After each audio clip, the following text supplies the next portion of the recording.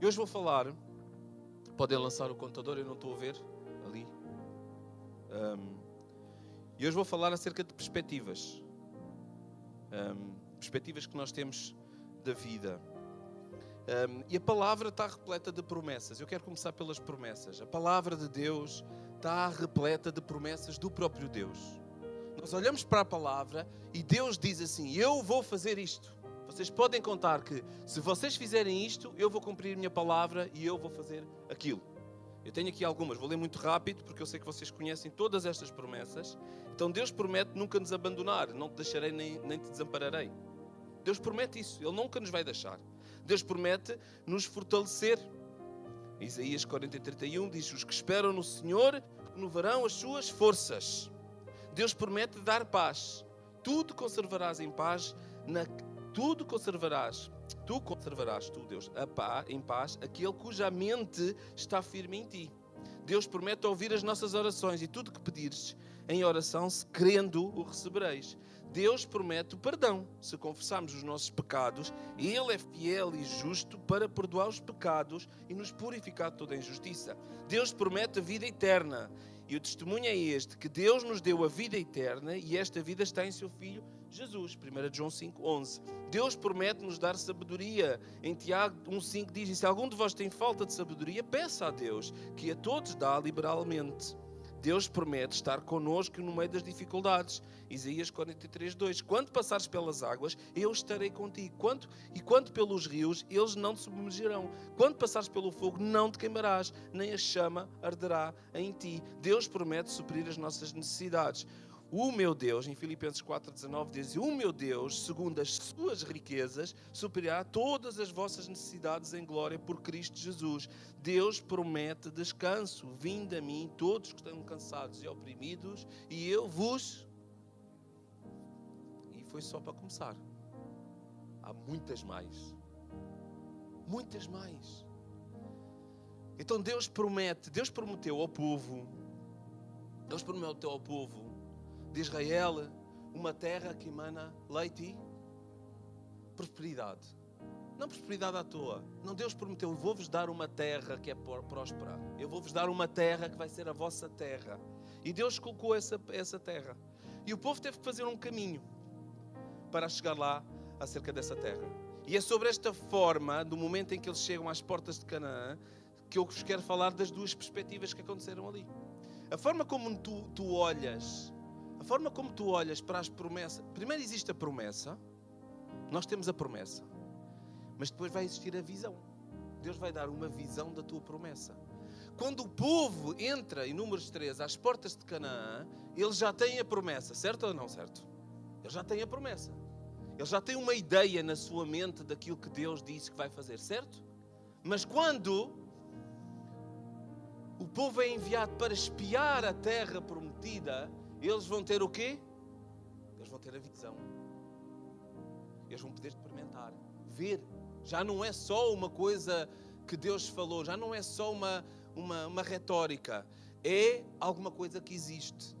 E quando nós temos promessas de Deus, e quando nós conseguimos vislumbrar alguma coisa dessa promessa de Deus, nós podemos ter duas perspectivas. E o que aconteceu com aquele povo é que eles sabiam da promessa de Deus, foram ver a terra e eles ficaram com duas perspectivas. De repente, a promessa para alguns ficou mais... Se calhar não é bem aqui. Deus, se calhar tu estás enganado. Não é bem esta terra, não é bem aquilo que tu me disseste. E nós hoje vamos falar sobre isso, amém?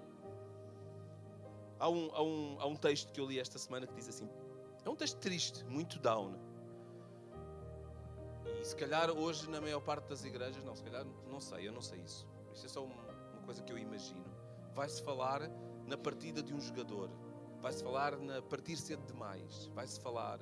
O que eu coloquei esta semana nas redes sociais, que é óbvio que é trágico. É óbvio que é trágico nós vemos alguém partir tão cedo. É óbvio que nós sabemos a dor, nós sabemos, é uma aberração, nós sabemos disso. Mas a maior tragédia é ele ter partido sem ter conhecido o Salvador.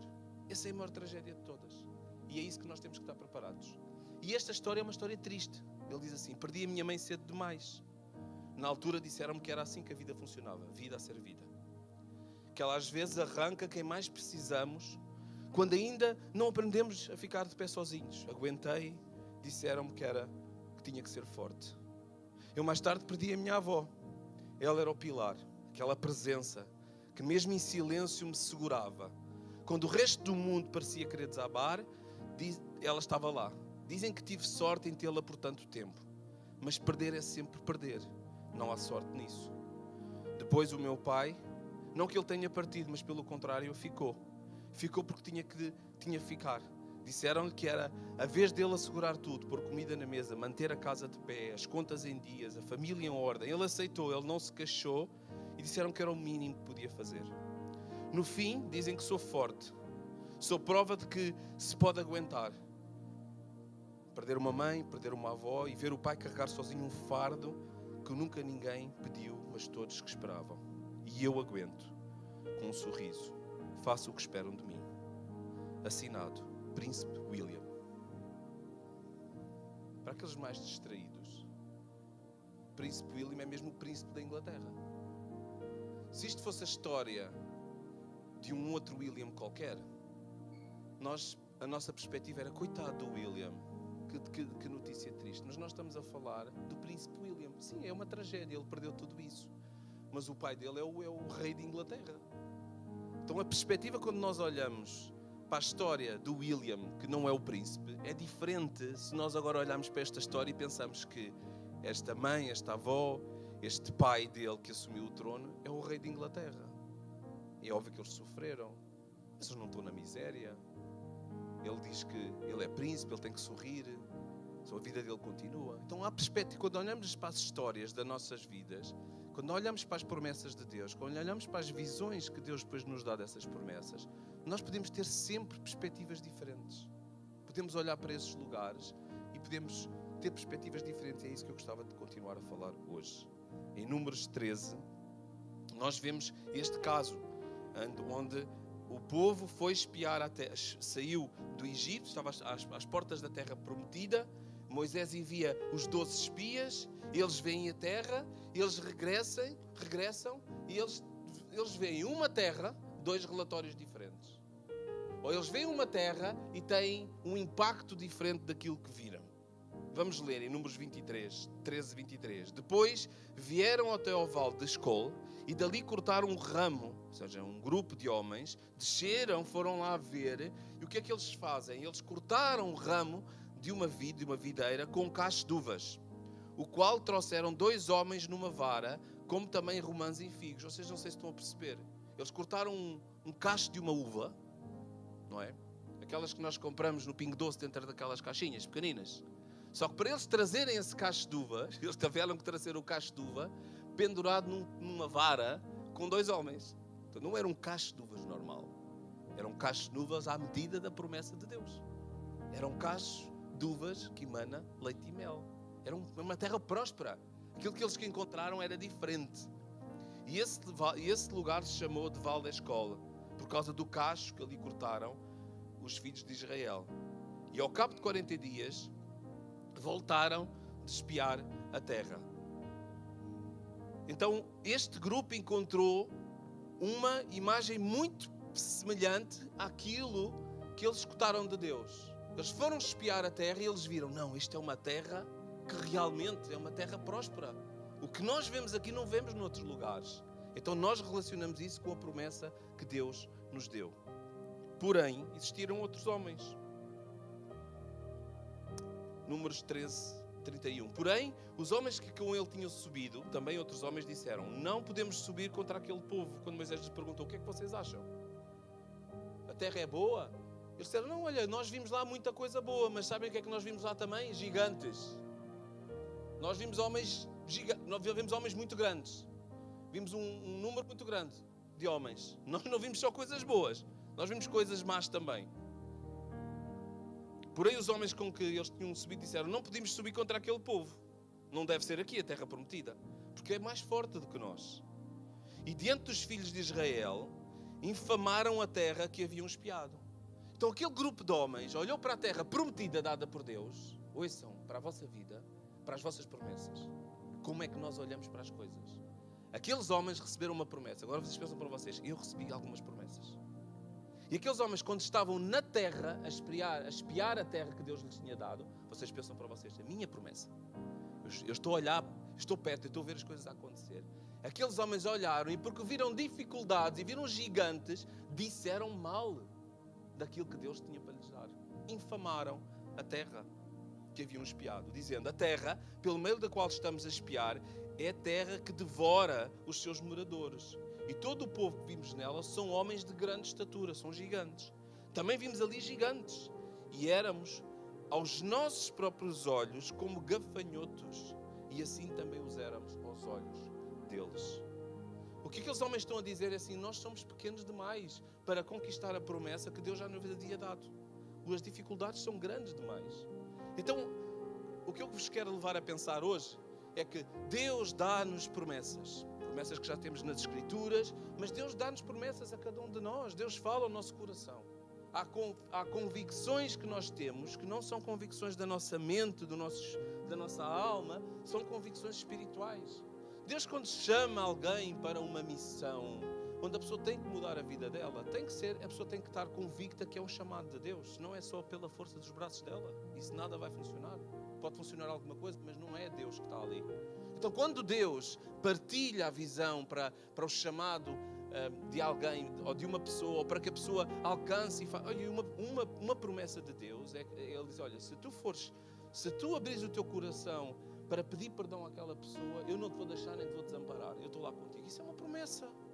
Deus prometeu que nunca nos vai deixar nenhuma situação.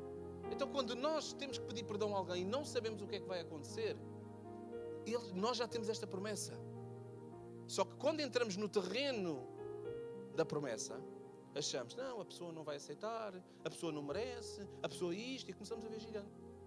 Então eu gostava que hoje nós pudéssemos olhar para as promessas que nós temos na nossa vida, com coisas que Deus falou connosco de forma individual, mas também para todas as outras promessas que nós conhecemos das Escrituras. Então isto é um copo meio cheio ou meio vazio? Será que o copo está meio cheio ou só que o copo está mais vazio? Uns regressam com uma visão de uvas. Outros dizem, não é possível. Não, aquilo, é top. É mesmo para ali. Aquilo bate mesmo certo com aquilo que o Senhor disse. E outros dizem, não, é impossível.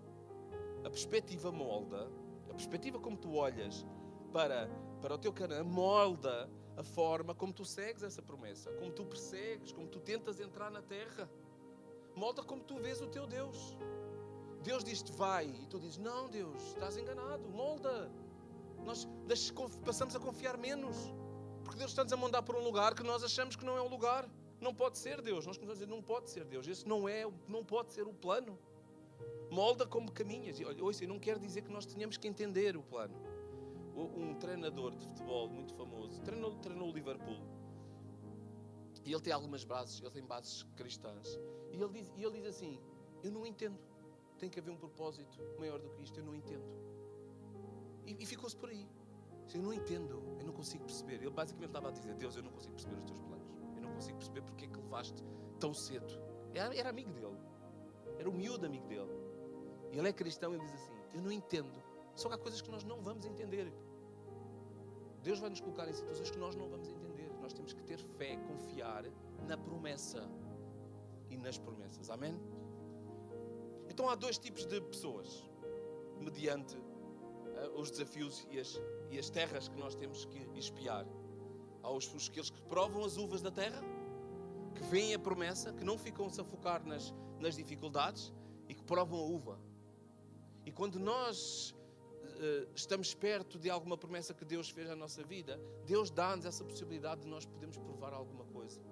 Quando Deus chama um missionário, alguém para servir como missionário, esse homem vai ter a oportunidade de estar perto de missionários, ele vai ter a oportunidade de provar a uva. Só que também vai ter a oportunidade de provar e de ver os gigantes, porque o missionário vai lhe dizer, a vida de missionário. Missionário é muito difícil. Eu conheço missionários que dizem assim, já não sabe o que é que vai comer amanhã. Há um missionário no Catar que diz assim, eu não sei se vou estar vivo amanhã. Mas um missionário que é chamado para a missão, que tem a promessa de Deus, que ouve, pode beber destas duas coisas. Tem estas duas perspectivas. E nós precisamos agarrar à perspectiva certa, que é quando nós vemos a promessa a ser confirmada na visão que Deus nos dá e que coloca à nossa frente. E nós temos que nos agarrar a isso, agarrar às uvas, agarrar à terra boa, agarrar a tudo isso que está a acontecer. As coisas más, os gigantes vão lá estar sempre, sempre. Mas nós temos promessas que Ele não nos vai desamparar. Sim, Deus pode te levar mais cedo deste lugar, vai, mas não te vai desamparar. Nunca te vai desamparar. Então, dos 12 espias que enviaram, 2, Josué e Caleb, trouxeram o cacho de uvas. E esta 10-2, esta métrica, aplica-se muito na nossa vida, aplica-se na vida da igreja. Nós ouvimos dizer assim, são sempre os mesmos a servir. É sempre Caleb e Josué. Há 10 que não apanham a visão. Há 2 que apanham a visão. Dizem, não, bora lá. Há 10. Isso em todo lugar é assim. Mas nós queremos ser parte dos 2. Amém?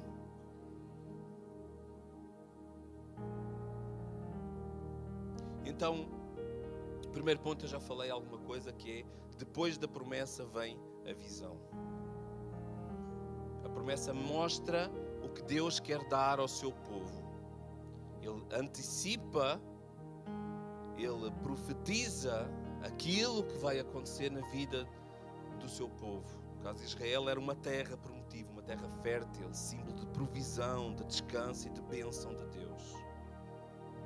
A visão mostra como nós alcançamos essa promessa.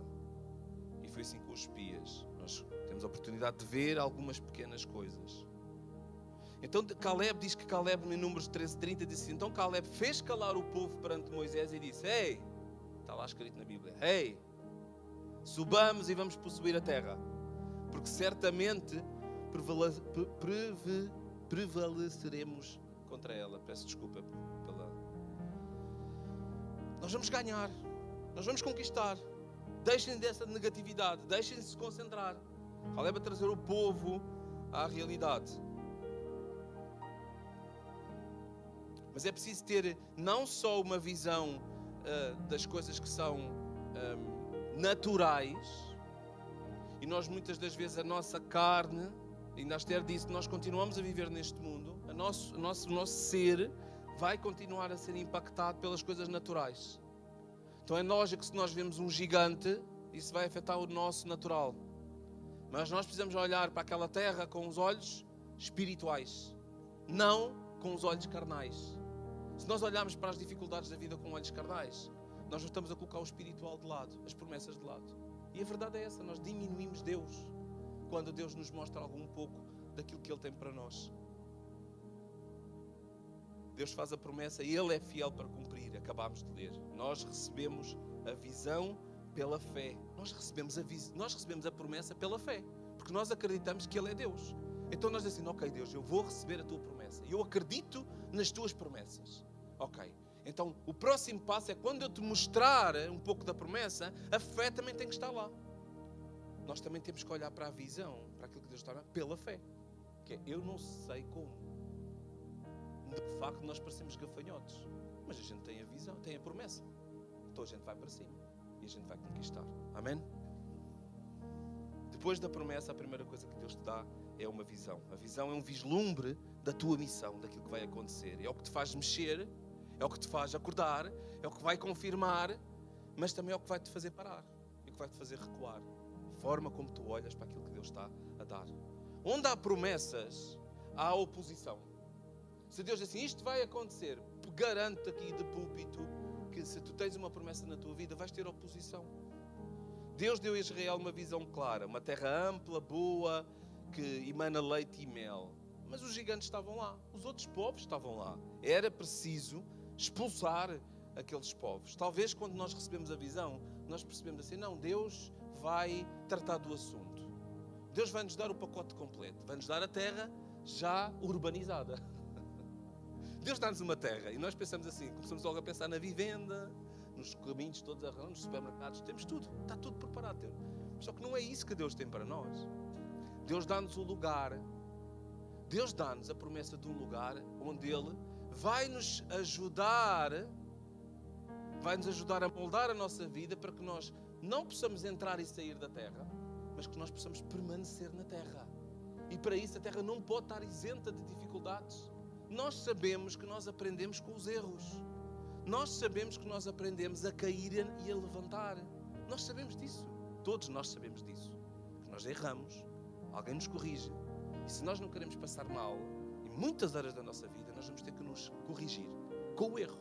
Então o que é que Deus prepara? Uma terra que vai fazer isso. É a promessa dele. Mas ele diz assim, mas eu preciso que vocês passem por processos. Não é só para vocês visitarem a terra, é para vocês permanecerem na terra. E para vocês permanecerem na terra, vocês têm que enfrentar gigantes. Para vocês saberem enfrentar outros gigantes mais tarde, vocês precisam enfrentar estes gigantes primeiro.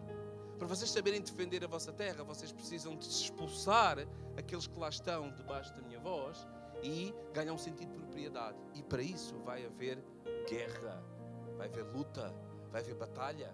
Mas quantos de vocês já não batalharam a vida toda e chega-se aquele dia em casa que vocês nem precisam dizer nada, olham para a vossa esposa ou para o vosso esposo e vocês dizem assim, isto custou-nos horrores, mas a gente está cá, a gente estamos a permanecer na terra, a gente estamos a cumprir, a permanecer na promessa que o Senhor nos deu. Porquê? Porque nós fomos para cima dos gigantes, não pela força do nosso braço, mas porque Ele prometeu, porque Ele disse que estava connosco. Então onde há promessa, há oposição. João 16,33 diz que no mundo nós vamos passar por aflições. Neste mundo natural, nós vamos enfrentar estes gigantes. Mas ele diz para nós termos um ânimo bom, para termos confiança nele. Porque ele diz, eu venci esse próprio mundo. Então, o que ele está a dizer é que as guerras que há para tu travares, eu já travei.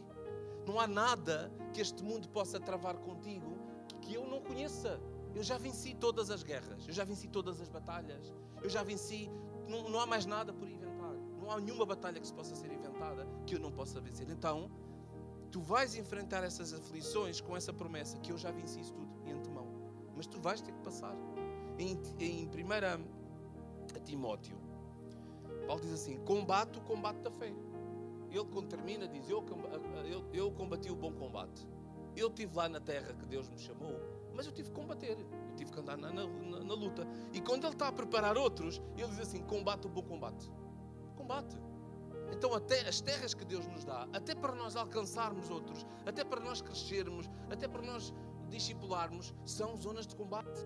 Nós vamos enfrentar gigantes. Porquê? Porque é este combate que molda o nosso caráter. É este combate que nos prepara, como disse, para permanecer. É este combate que Deus permite, que faz com que nós alcancemos este primeiro patamar e quem sabe outras promessas que Deus tem para nós. Mas se nós não conseguimos entrar na terra, como é que nós podemos ocupar a terra? Como é que nós podemos expandir a terra se nós nem sequer queremos entrar? Porque temos medo. Deus não te quer apenas dar um lugar, Ele quer formar-te para permaneceres, como eu acabei de dizer. Não há luta, sem luta não há caráter. E nós já falámos sobre isso. Sem resistência, não há musculação espiritual. Muito do trabalho de musculação é resistência, é aguentar o peso. Aguentar o peso é resistência, é resistência. Isso cria músculo. O músculo habitua-se, tem que reagir àquilo e vai crescendo. E espiritualmente é a mesma coisa. Sem oposição, sem oposição não há testemunho. Se nós não temos oposição, que testemunho é que a gente vai dar? Eu entrei naquela terra, então e como é que foi o teu Deus? Foi tranquilo, ele já tinha tudo preparado, a gente entrou e estabeleceu-se. Não é assim. Testemunho, não. Nós fomos lá, havia homens, 3 metros. Pareciam armários, mas ainda assim, olha, nós fomos pela força, não pelo nosso braço, o Senhor deu-nos aquele lugar. Que testemunho. Quando aquilo que é menos óbvio acontece, espiritual, quando o sobrenatural de Deus, quando nós temos a possibilidade de viver isso e nos damos a isso. Tiago, volta a dizer, meus irmãos, tendo por motivo de alegria passares por várias provações. Caleb diz assim, uvas, gigantes, quem vai saber dos gigantes? Eu estou a ver, é a promessa de Deus. Vocês acham que Caleb estava triste? Ele podia estar um pouco, a sua carne podia estar um pouco preocupada, mas ele estava a ver a promessa. Então havia alegria, havia gozo por passar por aquelas provações. Não é por sofrer. Não é alegria por sofrer. A gente não tem que ter alegria por estar a sofrer. Mas a gente temos que ter alegria e contentamento quando nós estamos a cumprir a vontade de Deus, e isso faz com que nós passemos por provações. Mas a alegria é pelo sofrimento? Não, é porque nós sabemos que estamos a cumprir a vontade de Deus e que ainda assim não é as provações nem as dificuldades que não nos fazem recuar. E isso tem que nos trazer alegria e contentamento ao nosso coração, porque não é os gigantes que nos vão parar. Então isso traz alegria, reforça alguma coisa no nosso... Não é pelo sofrimento, ninguém gosta de sofrer. Jesus não gostou de sofrer. Ele chorou, ele sangrou. O suor transformou-se em sangue, que é tipo a manifestação física, corporal mais extrema que o nosso corpo pode fazer, que é o corpo a dizer, olha, eu já não consigo suar, eu só consigo sangrar. Então o sofrimento faz parte da caminhada, mas Jesus sofreu com alegria, porque estava a cumprir a vontade do Pai, fazia parte.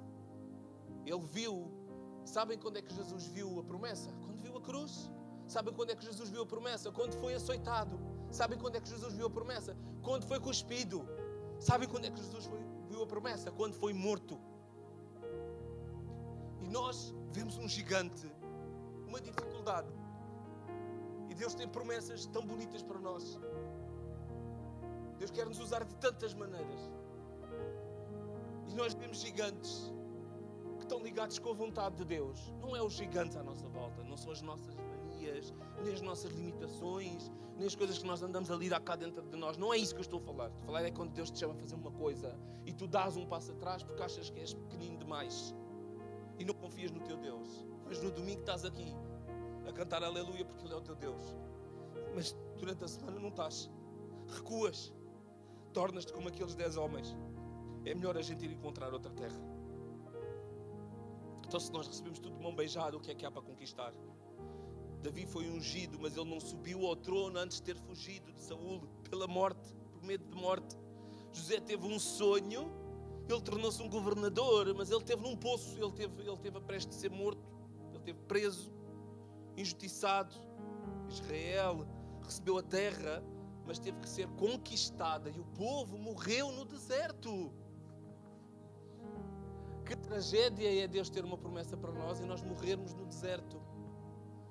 Às vezes o nosso deserto é só a coisa não acontecer. Se nós dizemos não continuadamente, e a coisa não vai acontecer na nossa vida, porque nós não damos esse passo em frente. Não vamos morrer fisicamente, mas os sonhos e os planos que Deus tem para nós morrem, extinguem-se. E sabem, Deus é tão misericordioso que Ele, pelo facto de tu dares um passo atrás, e se o plano envolve outras pessoas, se o plano envolve a tua família, se o plano envolve uma pessoa, a tua família, a tua cidade, o teu país, o que seja, se tu te negares, Ele vai arranjar outra pessoa, porque o plano dele não muda. O plano dele não muda. Se Deus pensou em ti para alcançar aquela pessoa e tu te recuas, o plano de Deus não muda. Agora tu vais mudar.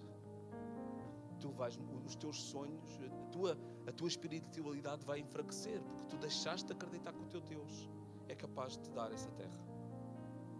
Se fosse fácil, nós desistíamos cedo. Se a terra for fácil, a próxima desafio, Deus vamos querer o quê? Um desafio fácil. Vamos crescer mimados. É como se de repente eu dissesse assim, olha, a partir de hoje, a partir do próximo ano não vamos mais ter ar-condicionado na igreja. Nós íamos ficar todos indignados, sabem porquê? Porque estamos mimados. Estamos habituados ao ar-condicionado. É a terra que já vem com um AC, já vem com ar-condicionado, fresquinha. Eu tiro, para o ano já vamos estar mimados, fragilizados, coitadinhos. A gente já não tem, nem se consegue concentrar. Não, se tirarmos, nós vamos ter testemunho para contar. Nós estamos lá até a suar em bica. A gente está lá a ouvir a palavra e a louvar o Senhor. Testemunho. Não, aquela igreja nem ar-condicionado tem.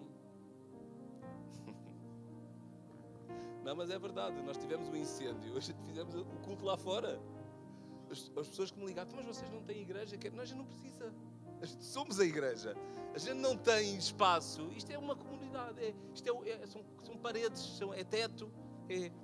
Mas nós somos a igreja. Eu disse, olha, nós somos a igreja. A gente somos um bocado loucos. Tivemos um incêndio. O que é que a gente fizemos? Uma fogueira lá fora. Para nos aquecermos. E fizemos o culto lá fora. Porque eu não quero que esta igreja seja uma igreja mimada. Que enfrente as dificuldades, os gigantes que cheguem. Mas há outros propósitos por detrás. Abraça o processo. Para de murmurar contra os gigantes que Deus está a pôr na tua vida, à frente do propósito que Deus tem para ti. Não reclames da luta. Pergunta assim: Deus, o que é que tu queres fazer comigo? O que é que tu queres fazer comigo perante este gigante? O que é que tu queres moldar em mim? Não é tão mais interessante nós percebermos assim: eu tenho um Deus que me coloca um desafio e Ele quer fazer alguma coisa no meu ser. Ele quer me mudar. Ele quer me levar para outro patamar em alguma área da nossa vida. Pode ser só cá dentro, pode ser intelectual, emocional, a gente não sabe. Mas tão mais interessante é nós percebermos assim: Deus, isto é uma tarefa hiper mega difícil. O que é que tu estás a querer fazer em mim? Para onde é que tu queres levar? É muito mais interessante. Abraça o processo. Se nós não queremos enfrentar inimigos, lutas, dificuldades, nós podemos deitar fora uma série de versículos. Este é só um deles. Revesti-vos de toda a armadura de Deus para poderes ficar firme contra as ciladas do diabo. Podemos deitar fora. Nós não precisamos nos revestir. Se tudo é fácil, se não vai haver armadilhas, ciladas, se não haver dificuldades, não precisamos andar revestidos de nada. Andamos aí de peito feito, peito cheio e andamos aí pela frente. Não. A vida vai ser dura contigo. Então nós precisamos nos revestir da presença do nosso Deus, da sua palavra, como nós cantamos, que tem que ser o farol. Só que aqueles 10 tiveram um síndrome, o síndrome do impostor. 10 espias. Eles superestimaram os gigantes e subestimaram Deus. Que é o que nós muitas vezes fazemos. Nós olhamos para as dificuldades e colocamos os gigantes à frente de Deus. O que contraria tudo o que nós andamos a fazer o resto da semana, especialmente ao domingo. Contraria. Este povo estava, o mesmo povo antes, esteve a adorar ao Senhor, a dizer: Tu és o Deus, Tu és o Deus, Tu és Deus de todos os deuses, Tu és soberano, Tu és... E naquele momento eles colocaram Deus abaixo dos gigantes. Eles disseram: não, nós não conseguimos subir contra aquele povo, é mais forte do que nós.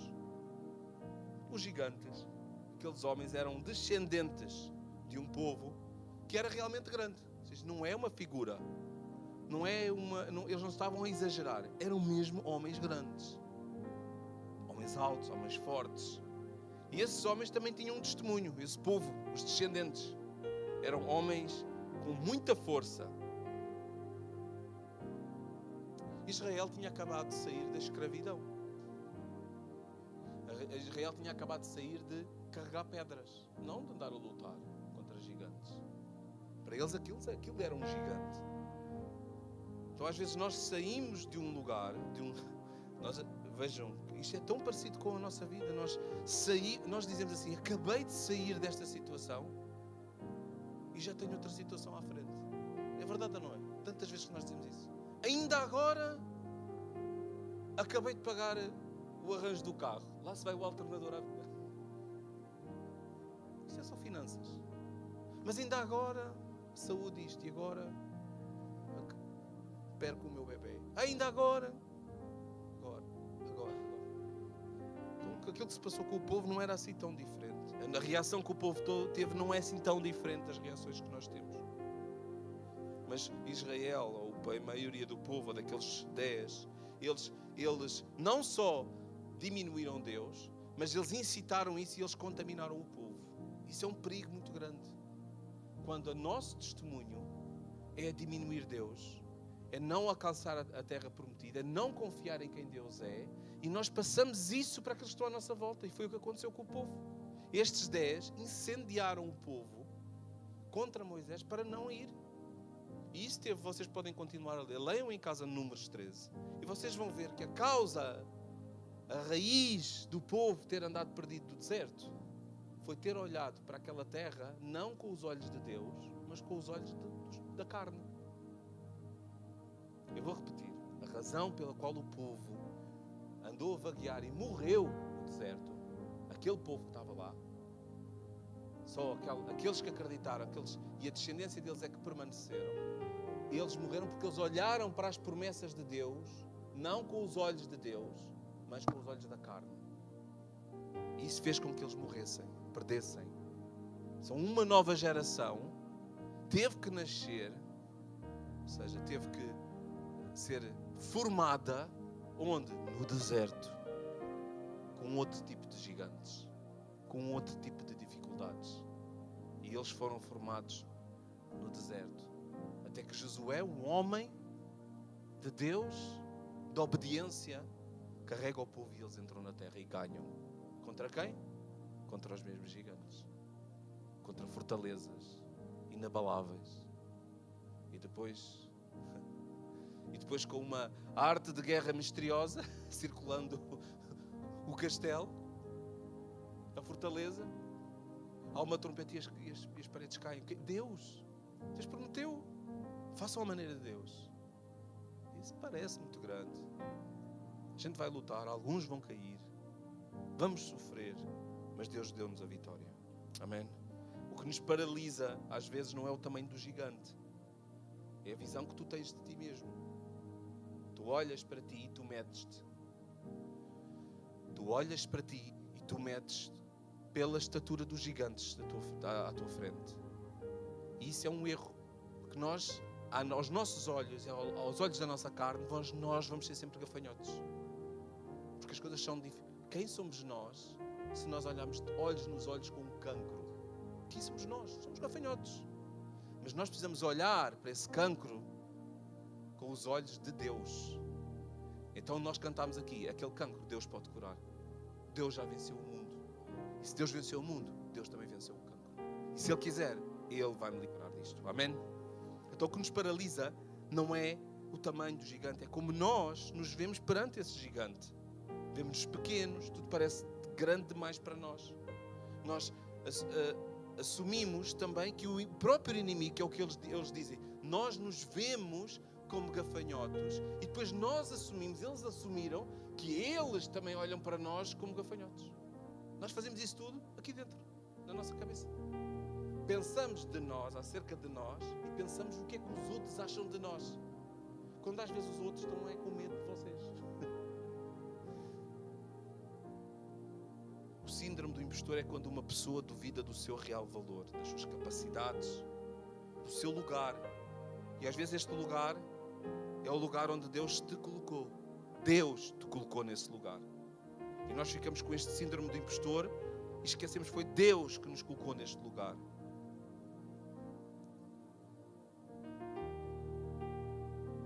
O problema não é o inimigo em si, é a nossa identidade, a ausência de uma certeza na nossa identidade.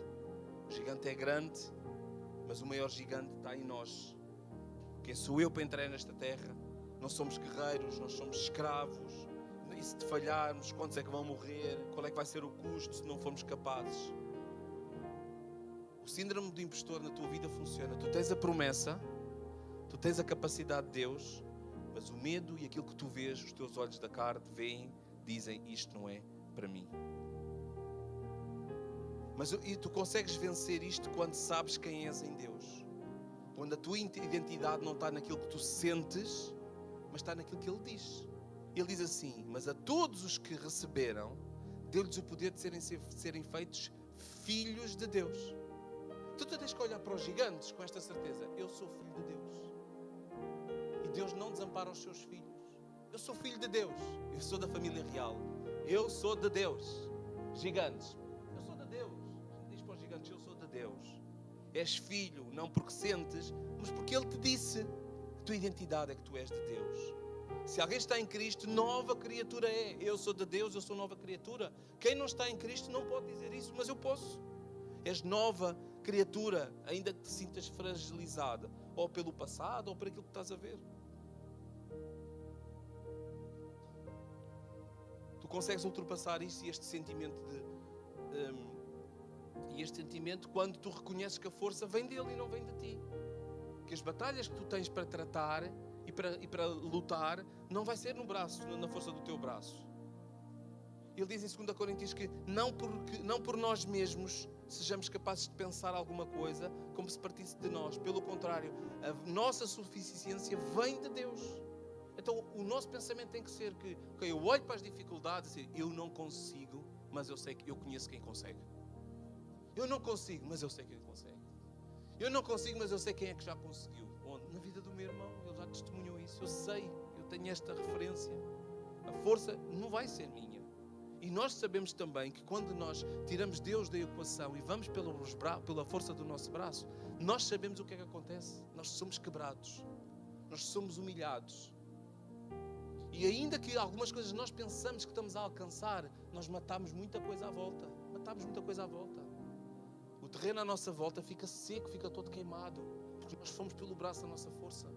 E às vezes Deus quer nos ajudar e vai trazer pessoas à nossa volta. E nós, se acabarmos, podemos até acabar não como pensávamos, não tão exaltados, não tão lá em cima, mas às vezes nós acabamos as coisas e temos montes de gente à nossa volta. Fizemos uma caminhada, temos amigos, novos relacionamentos, ajudámos pessoas. Agora, se for tudo só na nossa cabeça, nós mudamos também quando nós caminhamos em obediência. Se Deus disse vai, nós sermos obedientes, nós vamos. Nós vamos. Josué 1:9, um texto que uma pessoa muito querida me dedicou quando eu assumi o pastoreio, e ele disse, essa pessoa leu-me assim: não te mandei eu ser forte e ser corajoso. Mas por que raio é que nós tínhamos que dizer a Josué para ele ser forte e corajoso, se as coisas fossem fáceis? Nós precisamos ser fortes e corajosos quando as coisas são fáceis.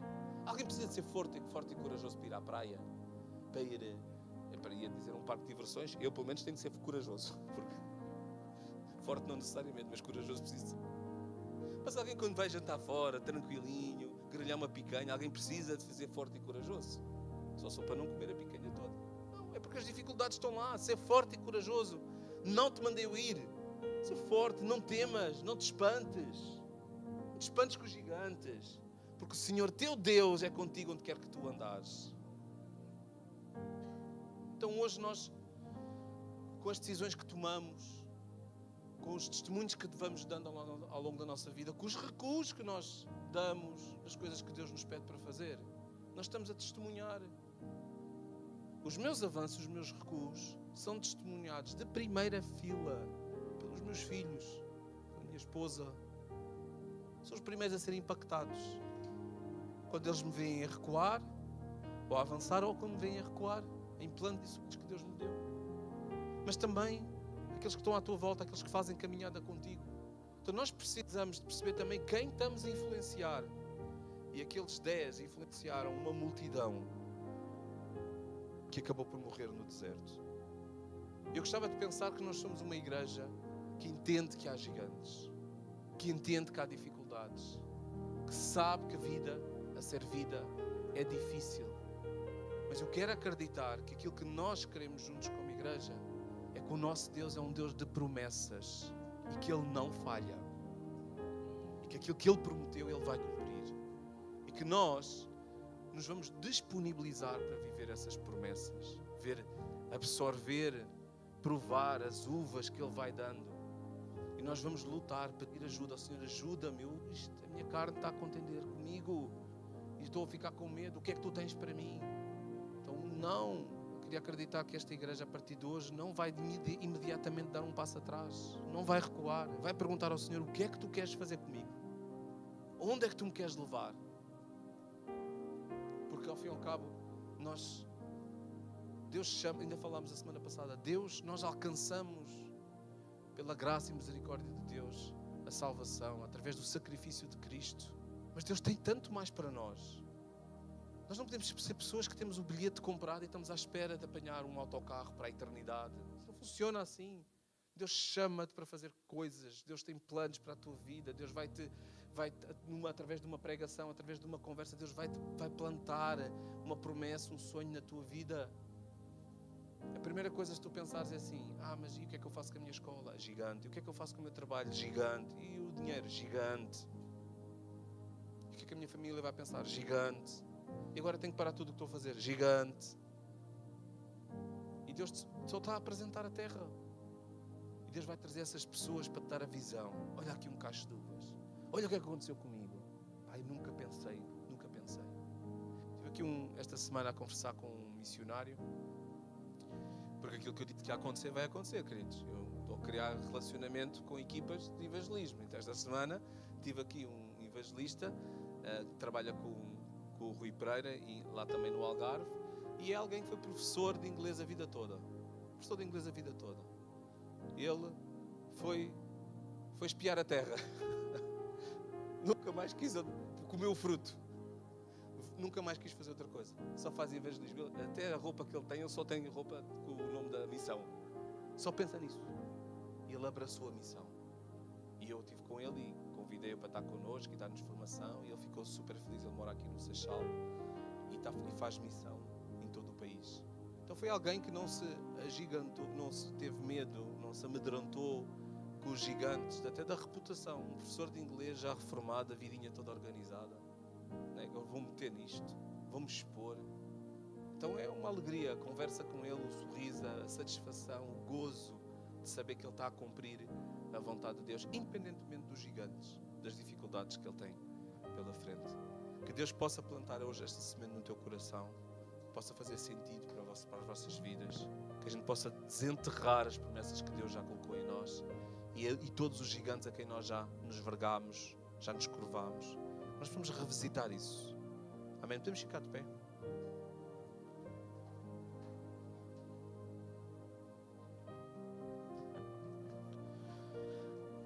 Deus, estamos gratos pela Tua palavra, Deus. Gratos pelo ensinamento, o ensino que o Teu povo, através dos erros lá atrás, podem nos ajudar hoje, Deus. Podem nos ajudar a não cometer os mesmos erros.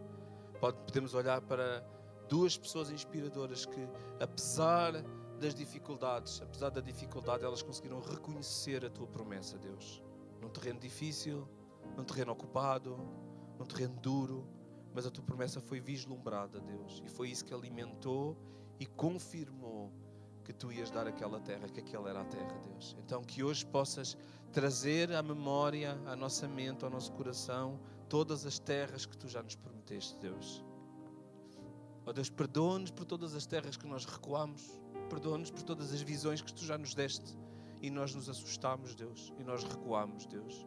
Procura por andarmos atrás de uma terra que Tu já nos mostraste. Então ajuda-nos a voltar lá atrás, Deus. Ajuda-nos a recuar, Senhor, que o nosso orgulho não nos roube esta oportunidade, Senhor, de visitar, de espiar a terra que Tu tens para nós. E que nós possamos começar a pisar essa terra e fazer o caminho que Tu tens para nós, Deus. Então fala ao coração individual de cada pessoa aqui esta manhã, Deus. Grato por cada vida, Deus. Por cada alma, Deus. Deus, eu te peço, Senhor, que Tu possas derramar, segundo a Tua vontade, Deus, segundo os Teus planos, que possas derramar cura, Deus. Cura, Deus. Nós queremos, não desejamos sofrer neste lugar. Queremos estar nas melhores condições possíveis, Senhor, para cumprir a Tua palavra, Senhor, para cumprir. Então, traz cura à nossa alma, Deus. Traz cura no nosso corpo, Deus. Traz cura nas feridas que existem no nosso coração, Deus. Mas para isso, Deus, nós sabemos que Tu tens terras para nós experimentarmos essa cura, para nós experimentarmos esse alívio, para nós experimentarmos essa provisão. E obrigado por isso, te agradecemos no nome do Senhor Jesus. Amém. Uma salva de palmas ao nosso Deus.